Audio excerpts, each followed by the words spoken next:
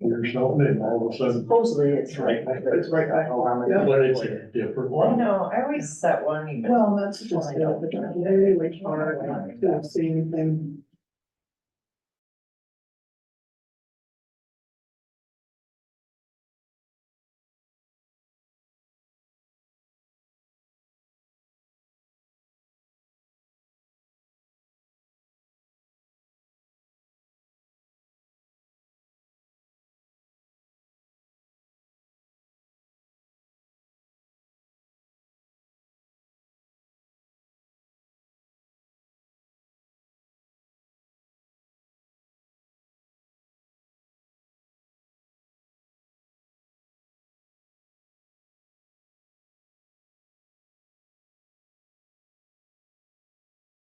About here. Um, I was born in Camp Pendleton, California.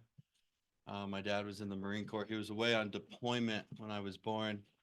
I am the only child that he missed the birth of, and it's been a hot topic several times in my life. I was born with an umbilical cord, my umbilical cord wrapped around my neck. It wasn't somebody else's. And so I was lack of oxygen, and I was not breathing upon coming into this world.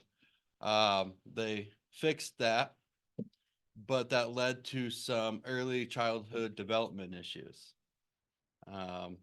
Most of all, my eyes did not develop. So I had 20/20 vision, but I had no depth perception. So it looked like I was throwing myself downstairs or burning myself on purpose and things like that, but I just couldn't see. So this got misdiagnosed several times. They thought I was suicidal because every time there was a set of stairs, I was cruising down them at a high rate of speed. Um, and they would ask these questions I didn't know the answer to, like, do you hear voices inside your head? And I said, yes, I do. Like, what do they say? And they're like, and I'm like, oh, Sammy, get off the couch.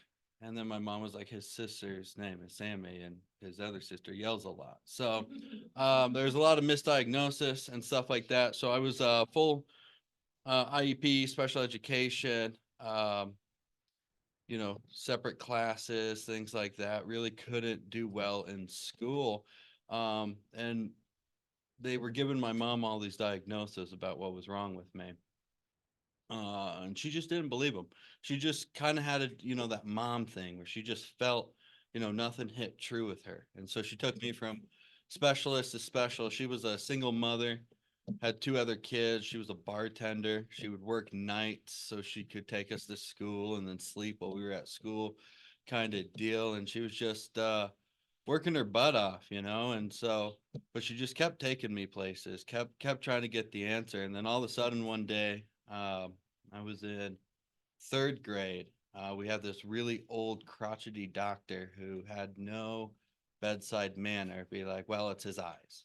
And my mom was like, well, we've had his eyes tested and they're 20/20. And she's like, I didn't stutter, it's his eyes. And so she put a pair of glasses on me, set me across the room and threw a ball at my head. And for the first time in my life, I caught it. And so my mom burst into tears, and it was a really cool thing. So then 4 years of visual therapy, uh, which is really painful because you're retraining the muscle between your eyes and your brain, and you're doing it very meticulously, and it's a lot of work. And they're putting all these different glasses. They're changing your perspective, like a lot like acid would do, but a lot less fun. So I was doing that, and then I went from full special education to the honor roll. Everything just started working, and all of this stuff started happening to me. But and I started understanding life a whole lot more, and I started understanding feelings and stuff, and mostly I felt that I didn't fit in. And it was right around this time that I had my first suicidal incident where I flipped a coin at 7 years old whether or not I was going to kill myself. I just didn't fit in. I just didn't feel like the world needed me. I understood the world that there was good people, that there was a higher power who loved people, and I just wasn't one of those people. I couldn't qualify for that because, you know, even at that young age, I thought I hated me. You know, it's just I didn't fit in. I saw how the other kids, you know, liked sports, like this, and I just didn't fit in. Um, my mom had remarried by this time to a man who was a dry drunk. He was a drunk at the time, but she, you know, being my mom, gave him the ultimatum: it's us or the booze. And he chose the booze plus, or he chose us, but with anger. Um, he had a little sweetener to throw in there.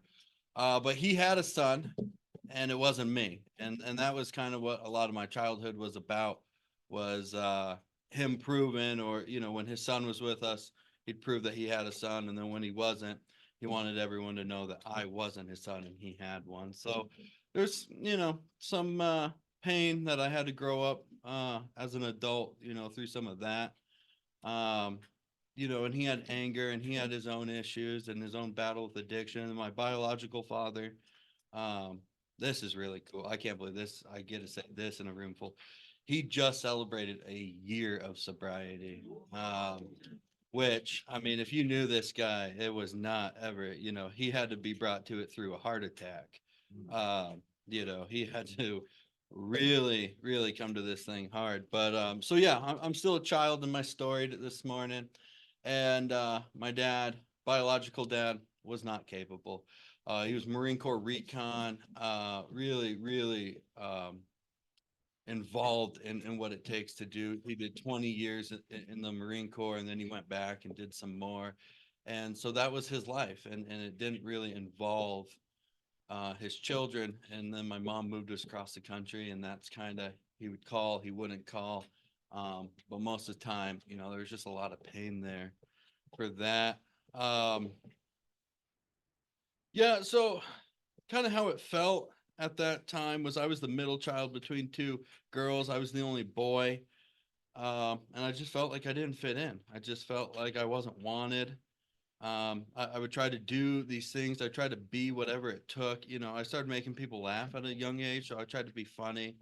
My stepdad really liked fly fishing, so I tried to become a really good fly fisherman. We liked the four wheel, so I tried to be a really good four wheeler. You know, just all these things. I tried to find a way to get people to like me. And it, but the problem is even if they did, I still didn't like me. And that suicidal ideation stayed with me my entire life until I found Alcoholics Anonymous. Later in my story, I'll talk about the obsession of suicide and how I I was obsessed with it. It was the only thing that was going to solve my problem. But you know, 12, 13 years old, um, it was something I probably about once a month I was really convinced that that was going to be the way that I could do a service to my family. Um, School, I was good in school, you know. After I hit the honor roll, I really liked it. I really liked service, you know. I started volunteering for the Special Olympics at a very good, you know, because I was like, oh, I used to be in these classes. These used to be my friends. Now I'm not in these classes, so I'd volunteer to help out. I would, you know, write papers, do speeches, all that kind of stuff, and I really enjoyed that. I enjoyed school. School was fun for me. I had friends. You know, again, I was funny, so I was always getting in trouble with teachers for smart ass comments. Um, I had one teacher tell me to bite me, and I'm like, I don't put shit in my mouth. And then I got in trouble, and it was awesome because they called my mom, and she was like, I taught him not to put shit in his mouth. Like, it took a while to get there. So, you know, it was fun for me. I really enjoyed it. The first thing that I used to not feel like me was another person. You got a girlfriend, right? And nobody was looking at me anymore. It was my identity was something else. It was somebody else. It was I could hide behind that situation. And that was really, that solved a lot of problems for me right away. And then it stopped solving the problems. And then I started doing drugs. I was so afraid to start drinking because I was always told if you drink, you're going to be just like your dad. If you drink, you'll be just like your dad. And no one liked everyone saying that did not like my dad. So it wasn't like it wasn't a good idea. So I was deathly afraid of drinking. And so I thought I won and beat the system by doing drugs. Because no one said don't do drugs, and you'll be like your dad. So drugs were cool. And I instantly, I mean, I'm getting good grades. I'm like ahead of these service committees. I'm doing all of this stuff, and then I smoke pot, and it's like, holy shit, where has this been? Um, it was immediate for me. I went from all of that stuff to the very next week. I smoke every single day, all day long, before every appointment. A year later, I have a warehouse full of weed. And I'm driving it across state lines, and I'm doing all of the shit. You know, addiction and I, we were made for each other. Um, and it went fast. And then, you know, I started lying immediately. I started cheating immediately. I started breaking appointments. Nothing mattered because I didn't have to be me anymore. I could be high me, and it was amazing. I had friends. I was funnier. I was taller. Everything that you wanted to be, it was. And I loved it. Still afraid of alcohol, though. Still deathly afraid. I was working up at Lost Trail, Powder Mountain. I was living in my car, selling drugs, uh, becoming a ski patrolman. It was my whole dream in life was to get paid to ski all the time. You know, my pot pipe had more powder days than most people. It was awesome. And people would offer me alcohol because that was what they did. They want to drink. I'm like, no, I don't drink. I'll end up just like my dad. And that held out until I turned 21, and I went down and I had my first beer, and that shit's awesome. I thought weed was cool. Alcohol's way better. I didn't like the way it tasted. So, you know, I talked to some people with experience, strength, and hope, and they're like, hard liquor is your solution. In copious amounts. So at first it was fun. At first it was partying. At first it was, you know, after work I'd have a sip, and you know, I'd say something funny, people laugh. It was great. At first. Um, that didn't last too long because, you know, I was already doing drugs, and now I'm drinking, but you know, there's more drugs out there.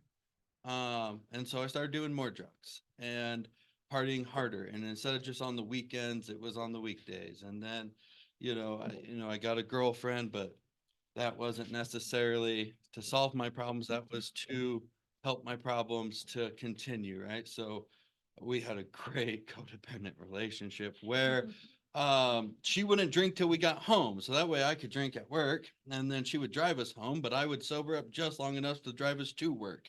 It was fucking beautiful. um she had a bank account, but I sold drugs, so we put my cash into her bank account and paid our bills. It was sweet. um she did not do drugs, which was insane. I do not understand that part, but I did. And so I did both of our drugs, and she did both of our drinking. And I mean, it was good. We did a lot of really cool things together, but it was just, one of those recipes where things just, it really allowed for some sickness to come true. And that's where my drinking just became full blown alcoholism with drug addiction. I mean, you know, one and the other for me. Um, I went up to Alaska. The first year up to Alaska, I was still just kind of a pothead who was flirting with drinking. And everyone up there is drinking, and there's no pot around. So I was just reading all summer long. Um, and then the next summer I went back up there, full blown alcoholic. I fit in with everyone. It was awesome. It was all alcohol all the time for me. Blackout drunk, wake up, drink to work, the whole deal. And then about from that point on, I'm about 24, 23 in the story so far. And I didn't really breathe a sober breath for another 3 years. It was just drink, drugs, use people, lie, cheat, steal, harm people, scare my mom, scare my sisters. You know, my sister, older sister, her husband is a really cool dude, and he was asking for my sister's hand, and he came and asked me because I was the man of the family, right? It was like, you know, there was no father. The stepfather had left at this point. And so he came and he asked me, and he asked me to be a groomsman. And I was so blackout drunk during that wedding that I was trying to step on my sister's wedding dress during her first dance. I was just an asshole. Um, it was it was sad. I was lonely. In a crowded room, I was all alone. If I didn't have drugs or alcohol in me, I could not be there. I remember freaking out um, in places because I didn't fit. Um, at 23 is when the suicide every single day. When I was up in Alaska, I was working on the ocean, and all I wanted to do was to grow the balls to chain myself to the anchor and just throw myself over. I fantasized about that from the time I was awake till the time that I took my first drink, so about 4 hours. And that was how I lived. I wanted to die. I hated me, and but I was stuck in this circle. I was stuck in this circle where life was a party when I was on drugs and drinking, and then I knew that I was, slowly but surely killing myself. And I just knew. I knew at some point, because like I said, this has been since I was 7 years old. I knew at some point it was all going to come to a head. Last couple of years of the drinking and the drugging, I mean, it graduated. I found out that you could use medicine prescribed to other people to drink more, like Adderall and Vyvanse and stuff like that. And then I found out that if you don't have Adderall, you can use methamphetamines to do the same thing. Both of those worked very well for me. Uh, when I finally got sober, it was after a suicide attempt. Um, I was on pretty much everything you could imagine. As far, everything but skates is what I like to say. Um, yeah, it wasn't a great day. Wasn't a great night, but it started out just like every other, right? I went to work. I was on a bowling league, which was, just to drink. I fucking hate bowling. Uh, but I like drinking. And when you're on a bowling team, 4 people have to come with you, right? So, I mean, that's nice. So we go to bowling, and I had no money because I drank it all away, right? I overdrank my paycheck once again. So I hate beer, and I was taking, just walking around to the other teams and snagging a beer off their pitcher and then walking out and smoking cigarettes. Um, and then my mom was trying to help me in a codependent way, so she was no longer giving me cash, but she was giving me gas cards. And so I would go down to the gas station and just buy a bunch of booze with it because that's what you can do with gas cards. And then I would trade the beers for shots at the bar. It's like, hey man, I got a beer in the car. Would you buy me a shot for that? And they would usually, or they wouldn't, or they would find me so pathetic that they would just buy me a bottle. That happened a lot. I could really tell a good story.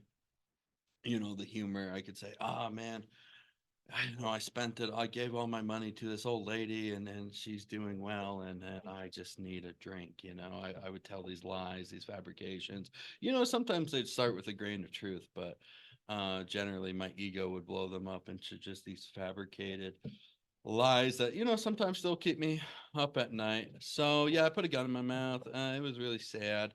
I wasn't happy about it. I cried. But right at the time that it was going to be showtime for me, I had this thought that I hadn't tried everything, and not for hope reasons, but my family would be too sad because I haven't gone to treatment yet. So I was like, "Oh, fuck, I'll go to treatment. I didn't have insurance, so I was going to take out a loan, go to treatment, do the 30 days, then kill myself. Fucking perfect. Um, there's a flaw in my plan, and it's you people. You people got to treatment. So yeah, I call treatment that day. My mom's helping me. We get on the phone with this guy named Steve. Steve is a miracle worker. He says all the right things. He knows where I've been. Um, he asks me a question. He's like, Matt, I don't have a detox bed for you. Do you think you can stay clean for 5 days? If you stay clean for 5 days, we can take you on Wednesday, but I can only take you if you clean for 5 days. And I'm, again, on a lot of things. I just snorted an Adderall. That way I was, present enough to have this conversation. And I was like, you know what, Steve, I think I can do it.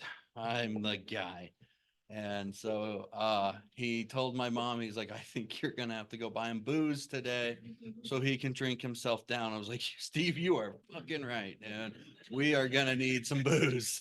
Um, so I mean, the saddest thing I've ever seen is watching my defeated mother walk across the room to grab her purse with tears in her eyes so she can drive the 15 miles to town to buy her son, who just admitted to her that he's trying to kill himself, that he wants to die, more fucking alcohol, man. It's awful. It's awful to push people you love that far. It doesn't feel great. But she came back with the booze, and it was really cool. Turns out, in hindsight, I found out like 40 days later there was a bunch of booze in my truck. She didn't have to go anywhere. And that's another part of the story. But she did, and I drank myself down, and it's super romantic. I mean, if you want to really just see something beautiful in life, watch somebody come down off of drugs and alcohol in their mom's porcelain bathtub. It's just beautiful. I mean, there are noises and sounds that it's just retching. It's the smells. It's really cool. I suggest it. 3 out of 3 stars. But I got 5 days sober, and it'd been a long time since I'd gotten 5 days sober. I was smoking so many cigarettes. I mean, just one after the other. But I had 5 days sober, and it was time to drive to Great Falls. And my older sister pulled up, and my family's like this. Let's do pictures before treatment. Fucking evil people, man. Um, so I'm out there in the yard with my mom here, and I'm just like, on my way to rehab. Um, in their defense, I might have, jumped out of the car and killed myself on the way there. So I get the wanting, maybe one last picture with Matt. This was scary times. Shit was on the fence. Yeah, so panic attack on the way to Great Falls. It was October.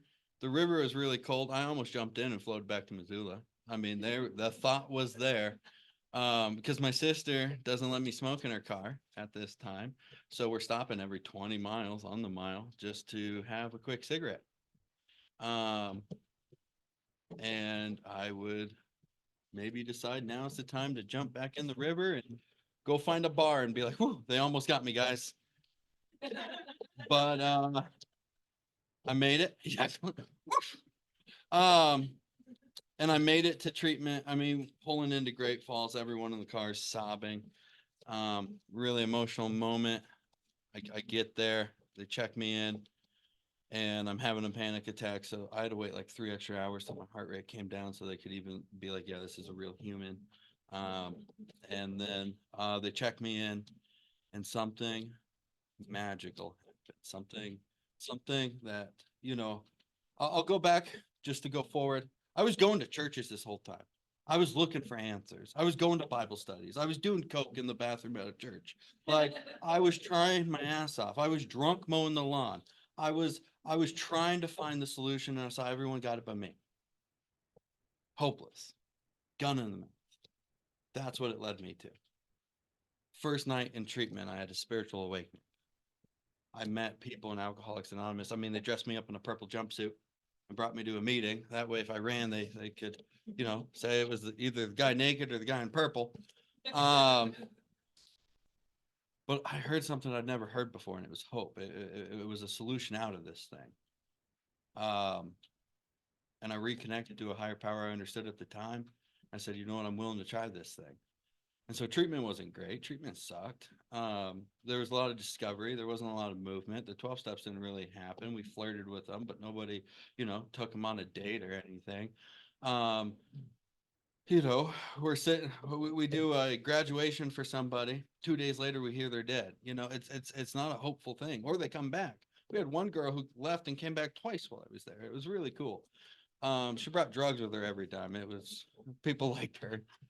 Um, Treatment was really important for me. I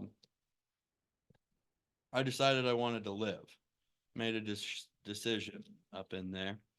Got out, had another panic attack. My 2 panic attacks in my life is the day I went to treatment, the way I got out. But Alcoholics Anonymous was there. I was convinced, so I was coming back to Ravalli County, that we didn't have Alcoholics Anonymous because all the people in Ravalli County drank and did meth. I mean, I knew them. We hung out. Like, there was going to be no recovery. I was convinced that I was screwed. I was a lamb to slaughter. But Alcoholics Anonymous has this beautiful program called Bridging the Gap. I called Bridging the Gap. I got on the phone with a sober member of Alcoholics Anonymous who said, hey, come to the Friday night meeting. I said, okay. And my family, again, the picture people, they had a pizza party for me for getting out of treatment. So I had to leave the pizza party to go to my first meeting outside of treatment. But I had been talked to by the sober members of Alcoholics Anonymous, and they gave me a prescription. They said, go to a meeting your first night, get a sponsor, get a home group, do the steps, be of service. So I go to that meeting. I say, hey, I'm Adam Alcoholic. I just got out of treatment and I need a sponsor. And then so those beautiful people made that meeting about me, and they all talked about how sponsorship is great. And they had everyone who was willing to sponsor a jackass like me raise their hand. And I picked a sponsor. I didn't leave that room without a sponsor. The guy called me the next morning. We did breakfast. Somebody bought my breakfast. So that's important to me, is if when I take somebody out, I buy their breakfast, because it meant so much. Not only did you want me there, you bought me a breakfast. Like, it was really cool. It's cool what we get to do for each other. So my first sponsor, awesome guy, crazy as shit. He would come to meetings talking about aliens and how he almost got abducted. He believed this stuff. He talked about other crazy shit. He had done the 12 steps. He had read the book with a sponsor. He had a sponsor. That's what I needed. I didn't need someone who had what I wanted, because that was, I had no idea what I wanted. The things I wanted weren't good. I needed somebody who would call me every single day. I needed somebody who went to meetings 3 times a week that I could join them at. That's what I needed, and that's what I got out of this guy. Is he my sponsor today? No, he is not. He ended up leaving the program and going back out during COVID. I was 5 months sober when COVID happened. I thought this was God giving me a, right? 5 months sober. I'm doing 90 and 90. I'm doing a meeting every single day, and all the meetings shut down. What is a guy to do? I remember screaming and crying. I was like, this is fucked up. Like, don't they know I need meetings? But it turns out I'm not the only suffering alcoholic in the world, and everyone else needed meetings too. And unity came through. And so I went through more meetings, backyard meetings, campfire meetings, meetings in parking lots, Zoom meetings, through COVID than, I was going to before COVID. I got a 6-month coin, I got a 7-month coin, in backyards. People were buying them online, or, breaking into churches and stealing them from our old meetings, resourceful people, alcoholics. But I was able to get sober. So I went a few months. I was right at my 4th step, and I lost my sponsor, and I sat there. That's a hell. That's not great. When it says immediately in the book, you should immediately do that. Waiting for 4 months when you have all of your shit down on paper in the black and white, I would have been better off reading it to the police than sitting on it. But then I found the sponsor that was going to take me through the 12 steps. He showed up at my house on the Harley I own today. Like, talk about God, man. He had what I wanted. And I made him installment payments to get it. And he took me on. I asked him face to face, hey, will you be my sponsor? Like, yeah, I think we can do that. And then he walked away. I was like, this is interesting. But we did the 12 steps. We cried together on my 5th step. We did some crying on the 9th step. Love that man. He saved my life more than once. He helped filter Matt out of Matt's brain and help put the 12 steps in there. And his wife also is a sober member of Alcoholics Anonymous. So she threw her like little spices in there every now and again too. Like, Matt, did you ever think about not speaking like that in front of women? Hasn't crossed my mind yet. Take it under advisement. So yeah, I got my first year coin in sobriety. I'd worked all 12 steps. I was going to meetings. I had a service position. It was great. The first year of sobriety sucked. Yeah, it sucks. It's not great. I got emotional over everything. I almost drank on New Year's. I went to an AA bonfire with all these sober people, and I felt alone, and I felt like I didn't fit in because I didn't know these people, and I had no, really social skills or anything. So I get in my car and I'm like, I'm gonna go to the casino, and it's not gonna be drinking, it's just gonna be gambling, and I get to be with my friends. And I'm like, that is insane. So I called my sponsor, and he told me to just go home and read a book. And I'm like, you sound stupid. So I went to the all-night AA meeting up here in Missoula. I drove 40 miles, put my ass in a seat, and immediately felt better. Immediately. We read the Serenity Prayer. I was like, oh God, okay, I'm okay. But I learned something then. My sponsor doesn't have to have the right answer. My sponsor says something, and if it's the right answer, I'll know it. Or I'll know it's not the right answer. And so that's my sponsor's job, is just to throw some stuff out there, a suggestion or something like that. But my sponsor isn't prescribing me exactly what to do. We're working this thing out together, and learning that lesson was really important on that day. I stayed sober, and then learned some lessons. So yeah, the first year kind of sucked for me. One of the rules I used was the 2/3 rule. They say people, places, and things, and that seemed like too much for me. So I did 2 out of 3.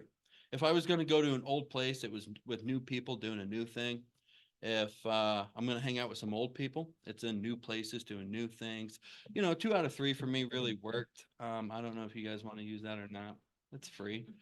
But it worked, because I grew up in a small valley, and so my friends were my friends, but I didn't want to go hang out with them in the old bars we used to drink at, doing the same old stupid shit. But I could take that friend, and we could go hiking in the woods, and we could hit a hot springs, and we could talk about God, and that stuff is okay. And it is kind of how I bridge that gap of spreading, the AA thing to the people in my life, and kind of, paying it forward.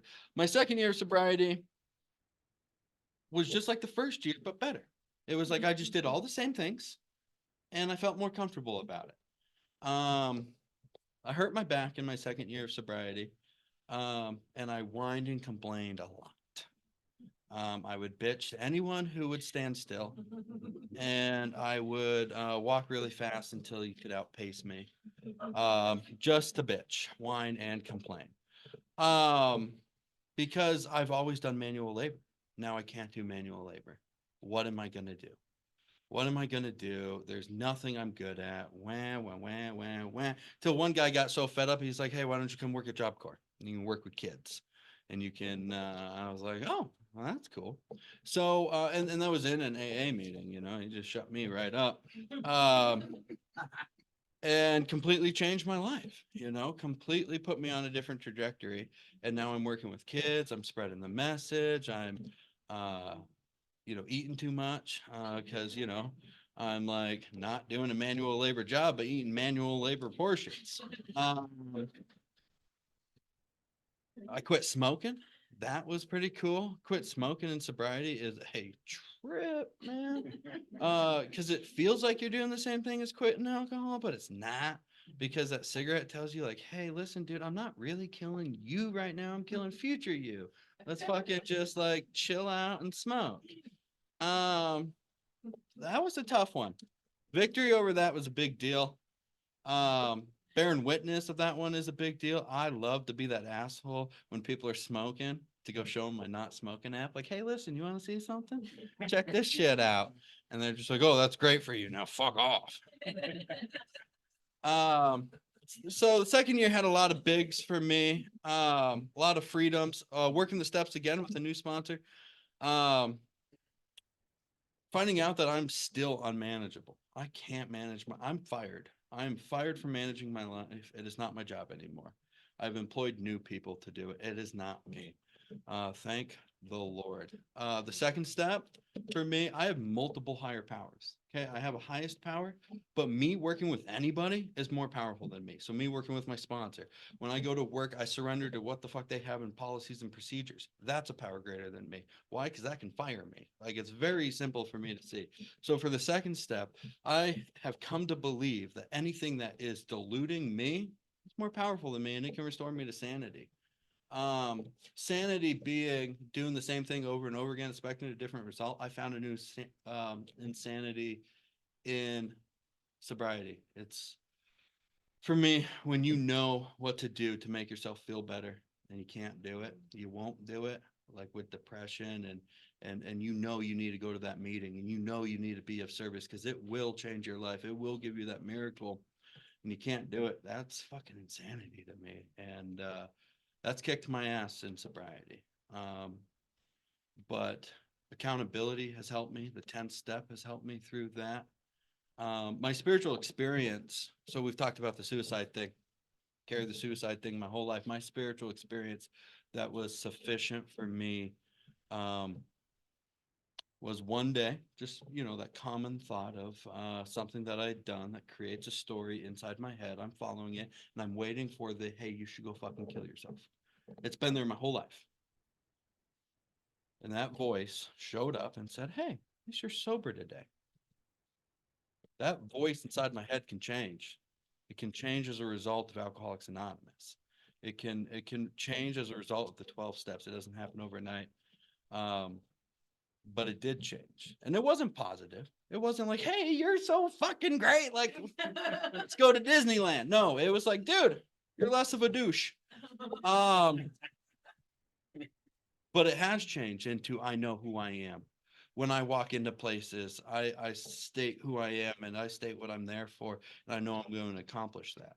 And I've gained that confidence through Alcoholics Anonymous. I sponsor people. I still work the steps. I just got another new sponsor. And this one, we are working some deep steps. We have gone to the minutia of this stuff. He was supposed to speak here today. But he got really sick. And so he called me and gave me the opportunity. And that's really awesome. But yeah, I get to carry the message. I get to be of service. I got to work at a treatment center full of adolescent drug addicts, males. And like, you ever want to be in a room with your character defects, go there.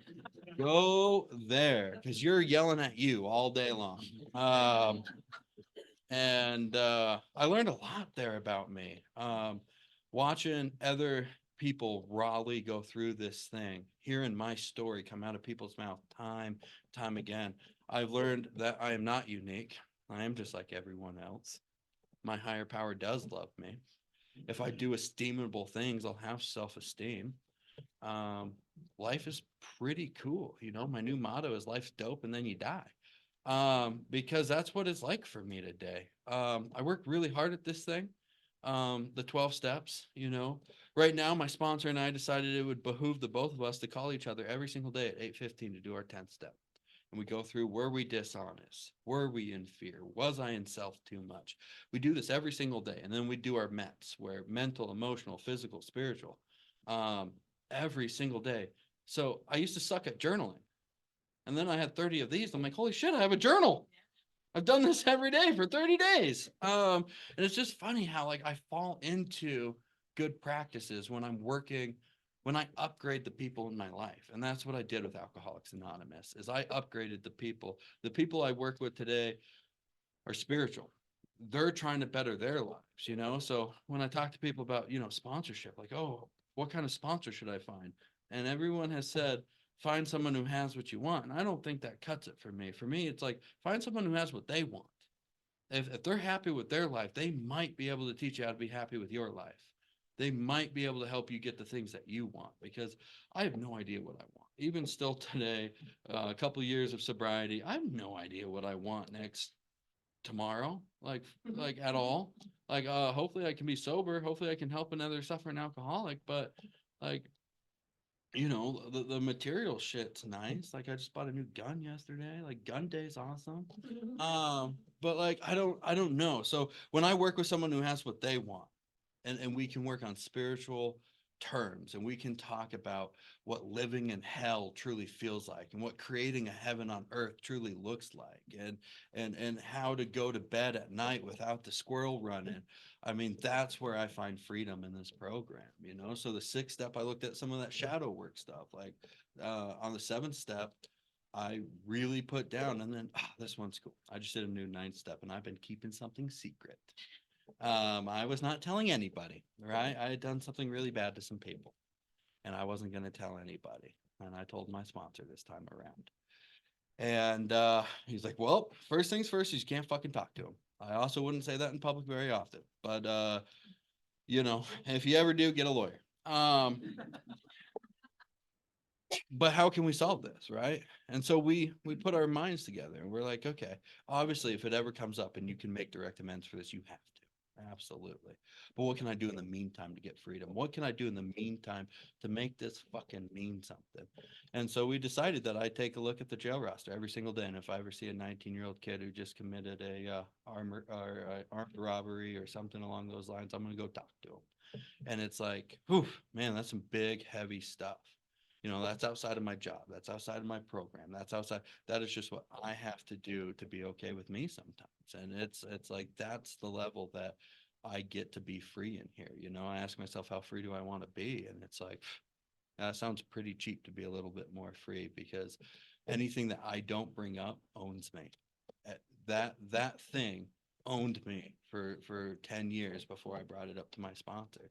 And bringing it up to him, I found freedom to it. Am I still going to have to pay the piper someday? Yeah, probably. When it's all over and I have to look at a creator and speak to that, it's not going to be a fun conversation. But I can go to bed tonight knowing that I've done everything I can at this moment to try to make that right with my power. I can't fix it. I have a past. It sucks sometimes, living in a small town. I just started a new job this week and there was some sticky conversations happening. Like, hey, I did some fucked up shit with some of this stuff. But it just, you got to be you. I got to be me. I have freedom today. One thing I heard is that if you hold yourself to the highest level of accountability, you are truly free. And I tried to do that, I tried to do that. So when I go to work, my boss isn't lording over me. I'm lording over me. I'm over my boss. My boss is like, oh, you can only do 5 hours. I'll do fucking 6 because I get freedom that way. I get true freedom when I work with my higher power and we hold me accountable. My higher powers, my sponsor. I used to be less needy with sponsorship. I'm a lot more needy these days. Because it's a lot easier if I filter me through somebody else. So I'll have a thought and I'll just be like, hey, what do you think about this? And he's like, well, pay your rent, then buy a puppy. I almost bought a puppy on Friday. Whew, it was close. So yeah, in summary, my life sucked. I was fucked. Alcoholism had me. There was nothing I could do. There was no easier, softer way. I was completely screwed. In the darkness came Alcoholics Anonymous, which also seemed shitty. It did not seem like a good deal. It did not seem like I wanted to do that. However, this is the only thing that I have found that gives me the relief, that allows me to look people in the eye. I can look people in the eye today. That's a big deal. I used to always just look down. There's a lot of you, so I'm not looking any of you in the eye, but like 1-to-1, I can look people in the eye, and that's a big deal. So Alcoholics Anonymous has saved my life, changed my life. I love it. And I just want to thank each and every one of you. Happy birthday to the 37 years, Dave in the back. And then Sue. Fuck yeah, 48 years. Cool. I'm glad I remembered that. Thank you guys. And that's what I got.